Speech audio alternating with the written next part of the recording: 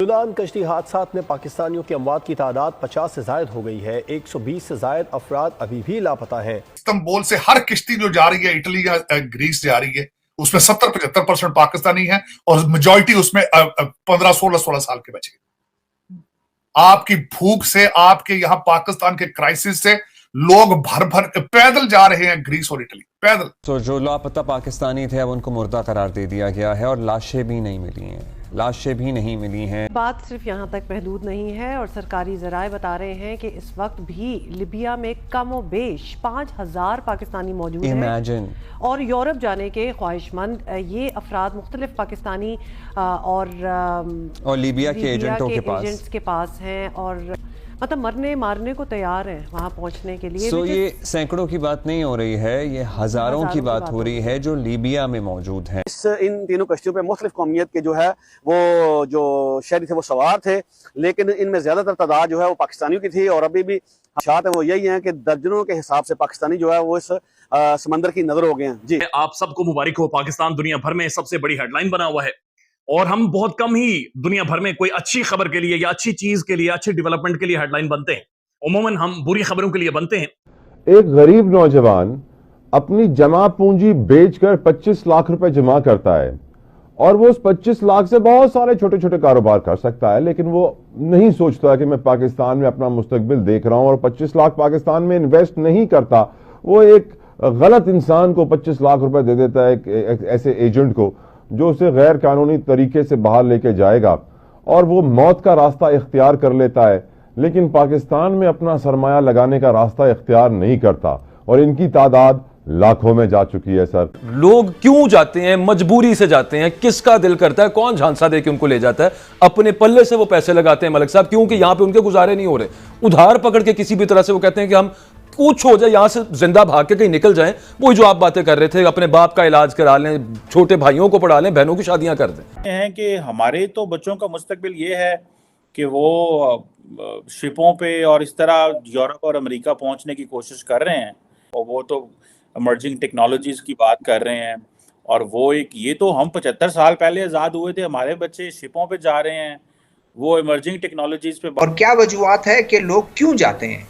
Crisis आ जाता है, वो बेहतर मुस्तकबिल की तरफ जाते हैं। अल्लाह ना करे लिबिया वाला हमारा हाल नहीं है, अल्लाह ना करे सीरिया वाला हमारा हाल नहीं है। अभी आप इस्लामाबाद में चले जाएं, देखें कैसे लोग जो हैं वो इंतजार कर रहे हैं, डॉक्यूमेंट्स उनका इंतजार है कि डॉक्यूमेंट्स उनके वो लीगलाइज हो। जय हिंद दोस्तों 1947 में इस्लाम के नाम पर जो मुल्क पाकिस्तान बना, उसी पाकिस्तान के लोग पाकिस्तान को छोड़कर भाग रहे हैं। ये पाकिस्तानी पैदल ही ईरान और टर्की को पार कर नाव से समुद्र के जरिए इटली और ग्रीस में घुस रहे हैं। अब तक कई 100 पाकिस्तानी समुद्र में डूबकर मारे जा चुके हैं। पाकिस्तानी पाकिस्तान को छोड़कर क्यों भाग रहे हैं? वो इसलिए क्योंकि पाकिस्तान के हालात ऐसे हैं, खाने के लिए रोटी नहीं है, रोजगार नहीं है, महंगाई इतनी है कि आटा 200 रुपए किलो से ऊपर बिक रहा है। आटे के लिए लोग ट्रकों के पीछे भाग रहे हैं। पेट्रोल 300 रुपए लीटर बिक रहा है। डॉलर का रेट 300 के पार जा चुका है। अफरा तफरी का माहौल है। पाकिस्तान के लोग अपना भविष्य सुधारने के लिए जैसे मौका मिल रहा है, हवा से पानी से पाकिस्तान से भाग रहे हैं। इन्होंने पाकिस्तान बनाया ही क्यों था? दुनिया को पाकिस्तान ने दिया ही क्या है?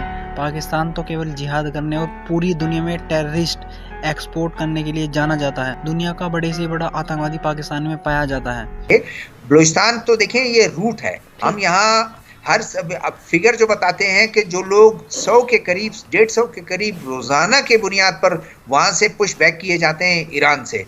और इसी तरह अगर देखें कि फिगर है कि 500, 700, 550, 500 रोजाना की बुनियाद पर यहाँ से लोग चले जाते हैं। हम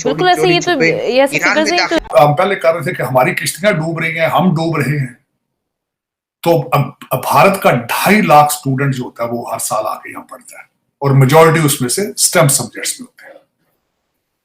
हमारे भी पढ़ते हैं, लेकिन सिर्फ रूलिंग एलीट के बच्चे जो हैं हराम के कमाई पे ज्यादातर मेजॉरिटी जो करप्शन की कमाई पे आके यहाँ लल्ले तलल्ले करते हैं और फिर यहाँ से मनी लॉन्ड्रिंग के नए तरीके सीख कर जाते हैं और जाके फिर वो उसी जो उनके बाप दादा कर रहे होते हैं वही काम की फाउंडेशन क्या है। आपने, मैं जिस तरह आल-ऐलान कहता हूँ, आपने पाकिस्तान बनाया ही नहीं है, आपने सिर्फ फाइलों में बना के रख दिया है। कि आप कह रहे हैं कि हम आजाद मुल्क है 76 साल, मेरे ख्याल में हम आजाद नहीं है।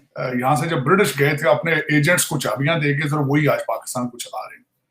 आप अभी जरा गौर से देखें कि ये जो वर्ल्ड हमारे अमीरुल मोमिनीन ने बताया था इलेक्टेबल्स, वो तकरीबन 40-50 फैमिलियां हैं, वही ब्रिटिश एजेंट्स के ग्रैंड किड्स हैं, वही पार्टियां बदल बदल के वो आ रहे हैं, सामने आ रहे हैं, और साथ उनको सपोर्ट हासिल है लोअर मिडिल क्लास के जो CSS बच्चे करते हैं, जिनकी शादियां उन्हीं के घरों में होती हैं, और मिलकर लूटते हैं। मैंने जिस तरह आपको हमेशा कहता रहा हूं कि साढ़े पहुंचे दी गेम है सारी, आप देख लें अब इस प्रूवन, और उनके अपने बच्चे सबके बाहर पढ़ते हैं और वीजे लेकर जाते हैं। ये जो जिन लोगों की हम बात कर रहे हैं आज, मैं इसको बड़ी डिटेल में यूरोप की खबरें सुनता रहा हूं, ज्यादातर लोग जो उनमें थे पाकिस्तानी जो थे, शेखुपुरा, सियालकोट, गुजरांवाला, मंडी पाउदीनो गुजरात के थे,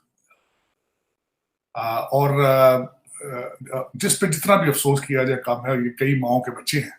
पाकिस्तान में कल यौम शर्मिंदगी होना चाहिए, हमें अपने सर झुकाने चाहिए, हमें उन मैयतों से माफी मांगनी चाहिए कि 400 बंदा इस मुल्क के अंदर से निकल कर बाहर जाता है, इलीगली जाता है, किसी को कोई इल्म नहीं है, और ये सारे वो नौजवान जो नौकरी के चक्रों में गए हैं, जो यूरोप में अपने फ्यूचर मुस्तकबिल के चक्रों में गए हैं। लिख रहा गार्डियन के मुताबिक पाकिस्तानी नेशनल्स को बोट के अंदर, कश्ती के अंदर बिठाने से पहले सिंगल आउट किया गया, यानी एक एक को कहा गया कि तुम कहां से हो, उसने कहा मैं फलस्तीन से हूं, मैं सोमालिया से हूं, फलां जगह से हूं, और जो ही बंदा पाकिस्तानी कहता था तो बिल्कुल निचले डक में बेचा जाता था। मैंने खुद ट्रैवल किया 4-5 कंट्रीज, और मैंने देखा है कि हम लाइन में खड़े होते थे इमिग्रेशन काउंटर पर, और जो ही पाकिस्तानी का नाम आता था, हम पासपोर्ट दिखाते थे तो हमें साइड पर भेज दिया जाता था कि वहां पर जाएं, आपकी दोबारा से चेकिंग होगी।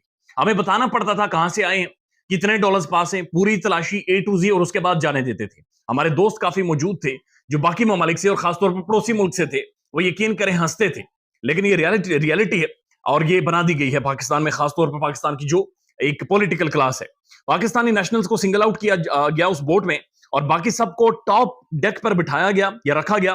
पाकिस्तानियों को सबसे निचले डेक के ऊपर सिंगल आउट करके बिल्कुल नीचे, और उस जगह पर के जो कश्ती का कुछ हिस्सा समुद्र में होता है और समुद्र से थोड़ा सा ऊपर होता है। अब आप अंदाजा लगाइए, वहां पर सफोकेशन, यानी 300 बंदा आपने वहां पर फेंका हुआ है, 300 नहीं तकरीबन 400 पाकिस्तानी को आपने नीचे डाल दिया, और ये कश्ती ने तकरीबन 4 से 5 दिन सफर करना था, आपने नीचे ही रहना है।